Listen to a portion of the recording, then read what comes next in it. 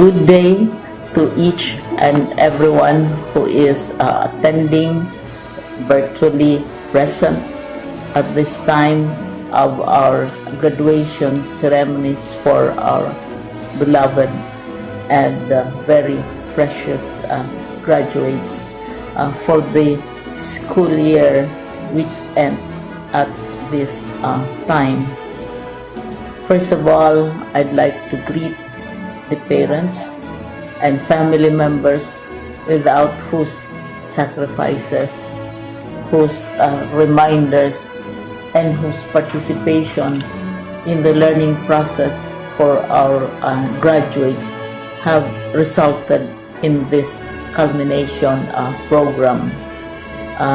This year, your role has changed drastically, where we've always thought, we've always believed that the matter of educating our children rests nearly exclusively on our teachers and our staff. This time, you parents, you family members, you who are in the households of our learners have expanded your role and contributed to this wonderful day, wherein finally our learners are graduating in this culmination exercise. So congratulations, because this year has not been very easy, has not been a picnic for our teachers, for our family members, as well, especially the parents, mothers, fathers, sisters, brothers, and all who have contributed to the achievement of our learners at this time.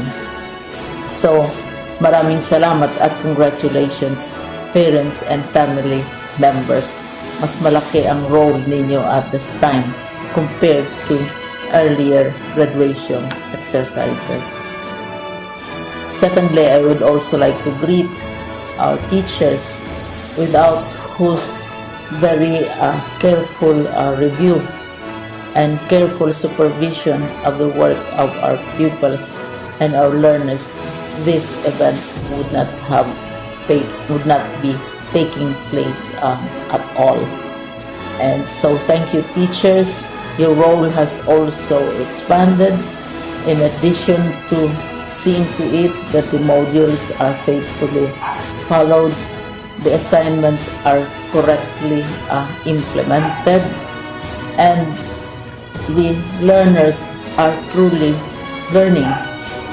And you have had to deal with new ways of assessing the performance also of the learners. So congratulations, teachers, for enduring, for your patience, for your love for our learners, and your willingness to engage in a way and methods of teaching which are different from those which are used to. Assessment must have been especially difficult for you, especially since you were not able to see most of the time our students in face-to-face meetings, and most of the meetings, of course, were virtual. We'd also like to thank the local government units for their interest, for their cooperation, and for their continuing contributions to the needs of education, even as our children do not go to school. Your donations of material as well as financial resources at this time are most welcome, and your advice has been taken seriously not only by our teachers, by our school officials, but also by our officials in the Department of Education.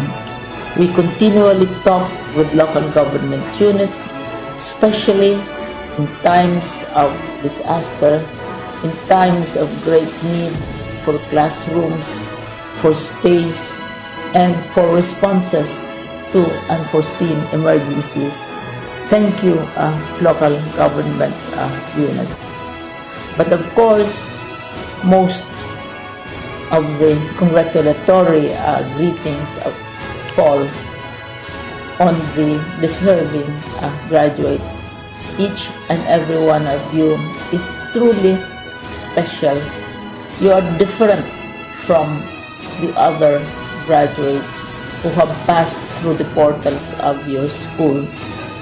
You went to school practically without seeing your teachers, if at all.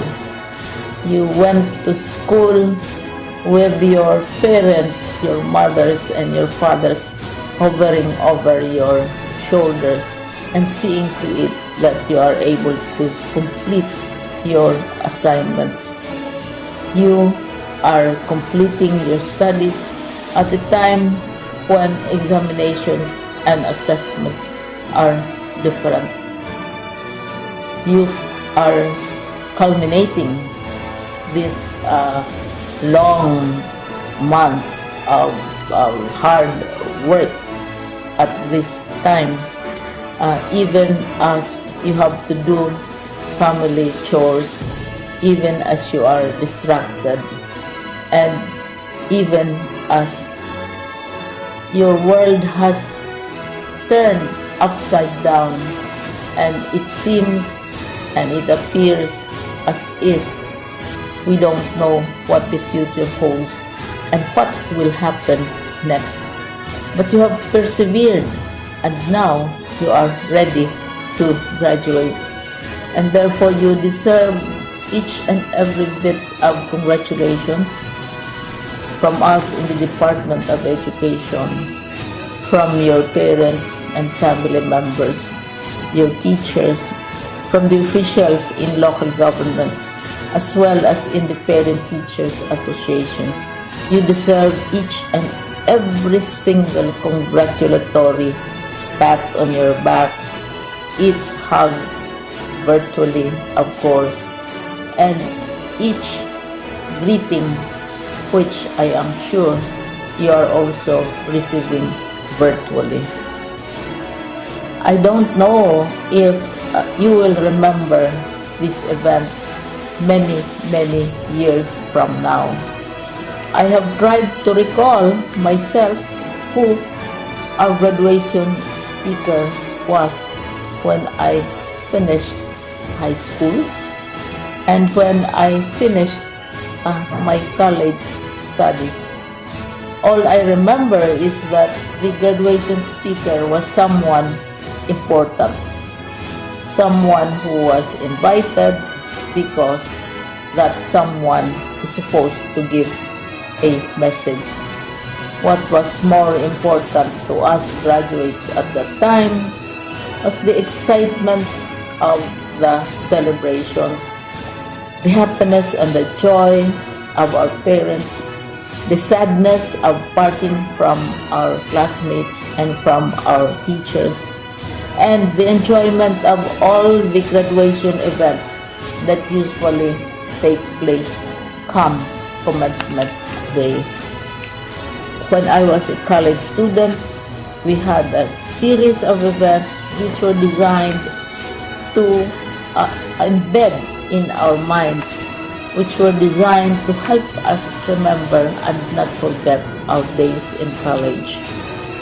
We would spend one whole day going around the campus, visiting the classrooms, saying goodbye to our teachers, and sharing memories.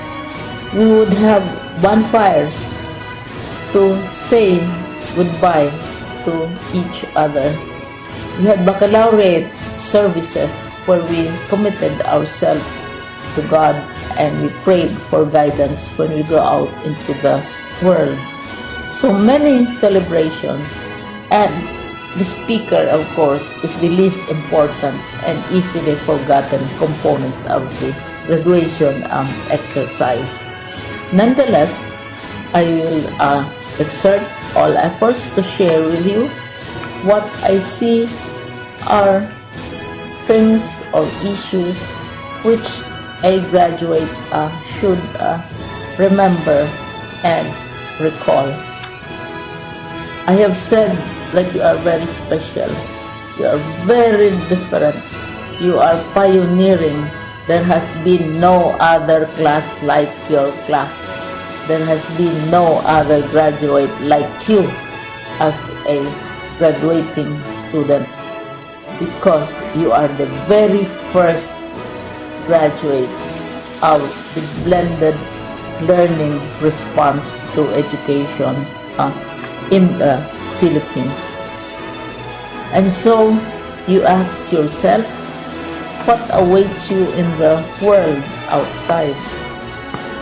You can either work, because the kind of curriculum you survive and underwent as a student will enable you to go to work if you wish to go to work.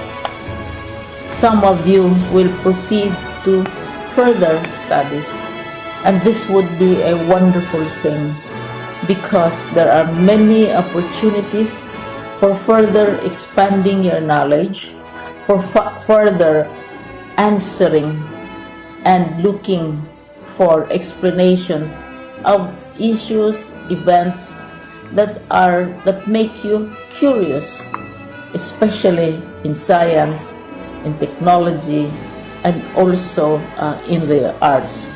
So you can work, you can go to further studies, and perhaps some of you will settle down, hopefully not too soon, so you can pursue what you really want to do. So today, this is why we call this exercise a commencement exercise. It's not the end of our studies. It's not the end of all our efforts with blended learning, with modules, with floods, with earthquakes, and of course with COVID. It's a commencement of doors opening to you. More doors will be opened because you are a graduate. You can work, you can proceed for further studies, you can help your parents, and you can perhaps look for opportunities to do what you have always wanted to do, whether at work, whether at advanced studies, whether at learning more in science, in technology, in mathematics, and in the arts. All of these opportunities are available to you. More doors are being opened. I hope you will select the door which arouses your curiosity, the door which will help you know more about this world, and the door which will allow you to contribute to the development of our country and contribute whatever we can to solve our problems and our challenges. Congratulations once more to each and every one of you. Congratulations to you, parents and family members. Congratulations to you, teachers. When I was chair of the board of Silliman University, each time we had graduation ceremonies, during the baccalaureate and during commencement itself, I would cry. I would cry because you are sending out into the world a new batch of graduates, and we want to be sure that what is awaiting them is appropriate. We want to be sure that they are ready for what awaits them when they select which door to open.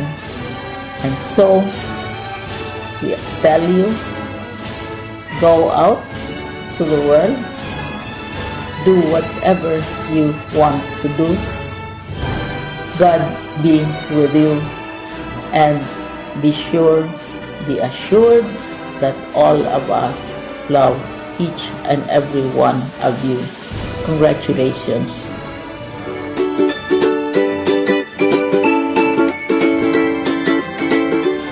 Greetings of love and peace to each and every one.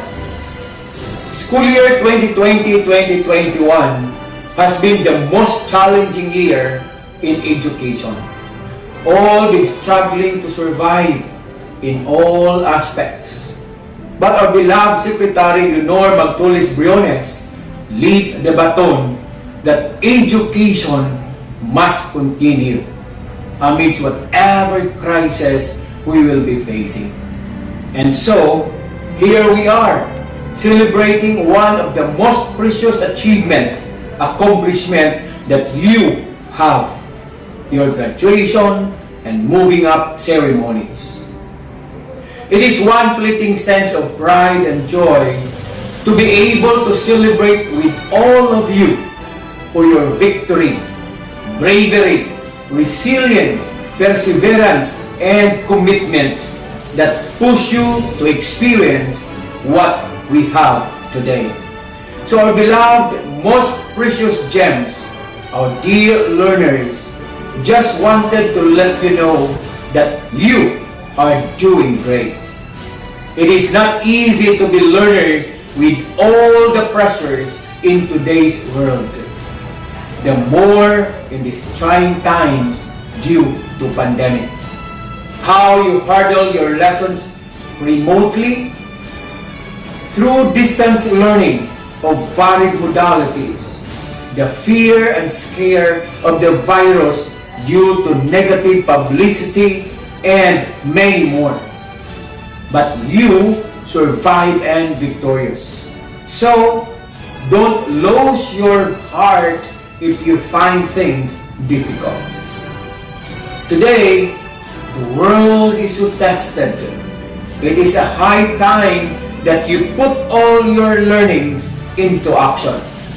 Never be a bystander watching as the world takes a paradigm shift. Take the wheel. Collectively, the youth are stronger than any pandemic known to men. Remember, everyone is a student of life as we all keep learning something or the other throughout our lives.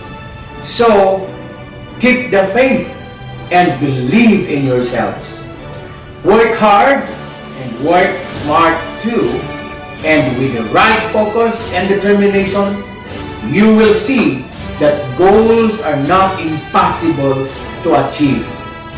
Just have a clear plan, and whatever detours come your way, don't be afraid.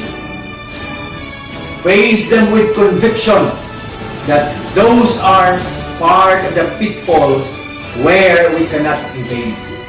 So be strong and let your education and learnings with God be your shield. And don't forget to thank the most honest persons in your life. Those who can say and tell you exactly what you are doing, either good or bad. Those who guide you sincerely to the path where you want to walk on, who always with you in times of your successes and downfalls. They are your parents, teachers, relatives, and best friend. So learners, congratulations, you hit the mark on your timeline. To all the parents and guardians out there, your contribution towards the realization of the once dreams of your children is so great. Sustain it, and you will see and harvest the fruits of it sooner than later. So thank you for partnering with DepEd through your children's education. So to all of you, congratulations. To the school, I know how you struggle also, especially that the world was shocked of what happened and nobody was prepared. There were so many hows and whys, but you are able to navigate it until reaching its destination. So whatever is the experience and hardships, what is more important is the outcome of what you have done. That's why my salute to you.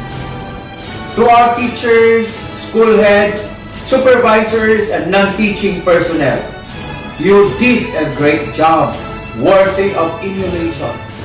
I am proud of you. To the SDOs, I am so happy of what your division accomplished for school year 2020-2021. Your efforts doesn't go to vain. Now it comes into fruition. So to all, kudos. To everyone, always have the smile in you. See miracles in life every day, and you will be filled with positivity in thoughts and actions. Congratulations once again. Keep safe and God bless everyone. We are both this together, and thank you for being part of the solution. This momentous event of your lives in the era of hard times brought about by the pandemic, I would like to convey my heartfelt congratulations to all of you who made it as completers and graduates for school year 2020-2021. Yes, it was not easy, yet you survived.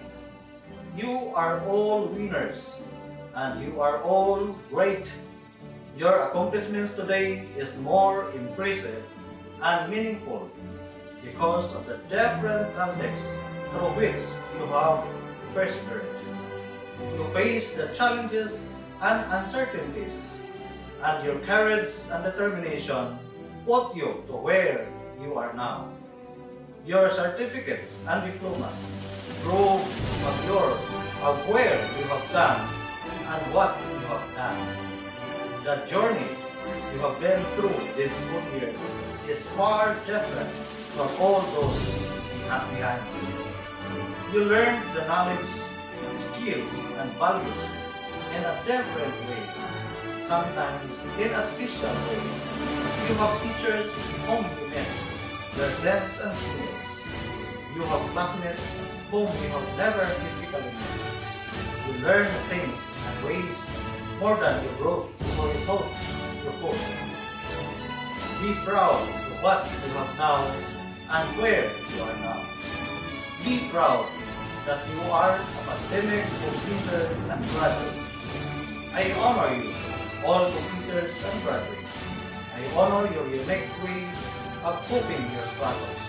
I honor your anxieties and doubts when you submit your activity sheets and modules. I honor your resiliency in the remote teaching and learning process where adjustment is the key. This year's theme, kalidad ng edukasyon, lalong patatagin sa gitna ng pandemya, strengthening the quality of education amid the COVID-19 pandemic, is a reminder for us to work hand in hand and be always ready for bayanihan. Be ready to act as one. To our teachers, parents, and stakeholders, thank you for being there, always to respond to the call of times. The education of our learners today became a testimony of our unity, where we got the better games because of a quality education strengthened by your support and passion.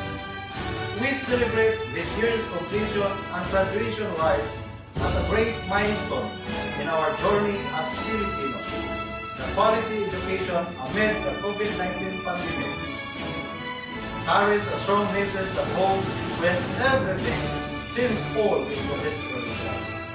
We continue, we strive, and we persist because we could not allow our learners to wait. And we are all one in fulfilling our mandate of delivering accessible, quality, liberating, and relevant education even in these trying times. Completers and graduates, congratulations! Continue to live out the values that we stand for. Maka-Diyos, maka-tao, maka-kalikasan, and maka-bansa. Continue to fulfill your dreams and vision. Continue to build your story of resiliency with humility, joy, honor, and pride. Ours is a story to tell to others, to the generations after us, and that even with the COVID-19 pandemic, we could still be the best and we could soar up high. Don't be sad because it's over. Smile because it happened. In Dipit Bohol, we care for all. Bihol Bohol.